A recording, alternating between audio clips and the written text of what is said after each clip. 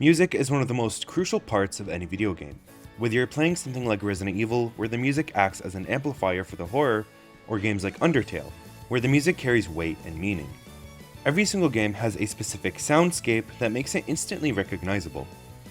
You can often hear a song from a game and think, yeah, this is from this specific series. But there's one video game franchise that seems to do this very well, and that's the Sonic series. As we know, Sonic's gone through a lot of changes since the 1991 Sega Classic, but even then, Sonic music is still so recognizable. Whether it's the 2D Sonic music or the newer rock style, it somehow manages to retain that unmistakable Sonic vibe. So in today's video, I want to talk about how the Sonic series made revolutionary changes in video game music as we know it. Sonic music in the 2D games is very high energy and very chirpy. In the classic games, you can tell that each zone had its own theme and identity. Green Hill Zone was very happy and bright. From the very second you started the first act, it hits you with that pure joy and upbeat vibe. The music feels like it's running alongside Sonic. The fast-paced energy, the bright sounds, and the warmth you feel while listening to it all perfectly encompasses the environment you're in. Then when you move on to Chemical Plant, things take a noticeable shift. It keeps the fast-paced and high-energy feeling throughout the whole game, but it changes into a completely different aesthetic every zone. Chemical Plant has a futuristic, almost dystopian vibe. You can hear how mechanical it sounds, almost as if the world itself is making the music. The music in these games is something to marvel at. It's so timeless, and it's aged like fine wine. You have places like Mirage Saloon 2 from Sonic Mania.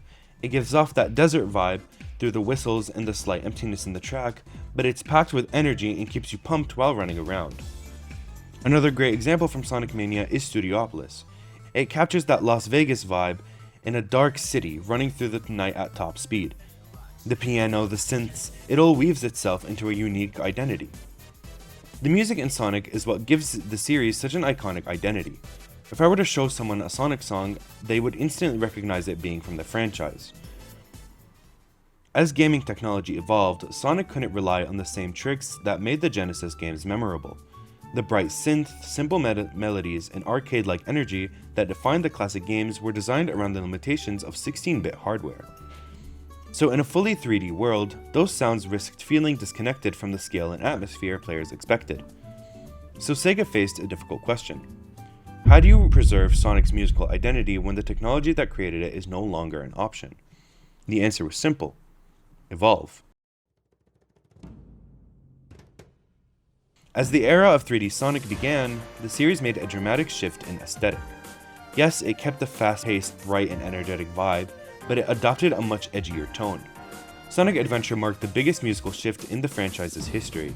Instead of relying on synth-heavy melodies and arcade-inspired soundtrack, Sonic embraced rock music, vocal tracks, and live instrumentation.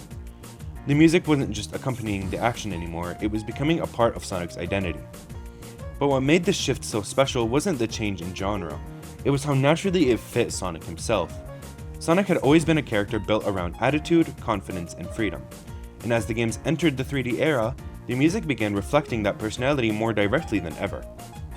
Instead of simply creating songs that sounded fast, Sega created songs that felt like Sonic. Take City Escape for example. The moment the song starts, you're immediately hit with a sense of momentum. The guitars, vocals, and energy all work together to make you feel like you're moving at 100 miles an hour. Then you have Live and Learn, a song that many fans consider not just one of the best Sonic songs ever made, but one of the best video game songs made, period. It transformed what was once a simple boss theme into something much bigger. It kind of felt like an anthem. As the years went on, Sega only continued experimenting. Sonic Heroes leaned heavily into rock music, Shadow the Hedgehog adopted a darker, more aggressive sound, and Sonic 06 blended orchestral elements with rock and vocal tracks. Every game felt different, yet somehow every soundtrack felt unmistakably Sonic. And that's what makes Sonic music so fascinating to me. Most franchises find a musical identity and stick with it for years. Sonic did the opposite. The series constantly reinvented itself. Rock, pop, orchestral, electronic, jazz, EDM, Sonic has explored almost every genre imaginable, yet fans can still immediately recognize it. What's even more impressive is that Sonic music has survived every era of the franchise. Whether people love a Sonic game or hate it, one thing they almost always agree on is the soundtrack. No matter what happened with the games itself, Sega consistently delivered music that fans would remember for years. At a certain point, Sonic music stopped existing solely to support the games. It became its own thing. There are people who have never touched Sonic Adventure 2 that know City Escape. There are people who never played Sonic 06 that know his world.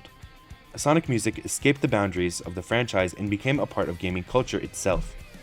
The reason Sonic music is so iconic isn't because it stayed the same for 35 years, it's because it refused to.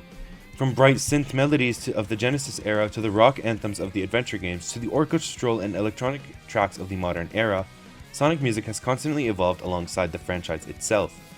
Yet through all of those changes, it never lost what made it special in the first place: speed, energy, freedom, and attitude. And that's why no matter how much Sonic changes, you can still hear a song for 5 seconds and immediately recognize what series it came from.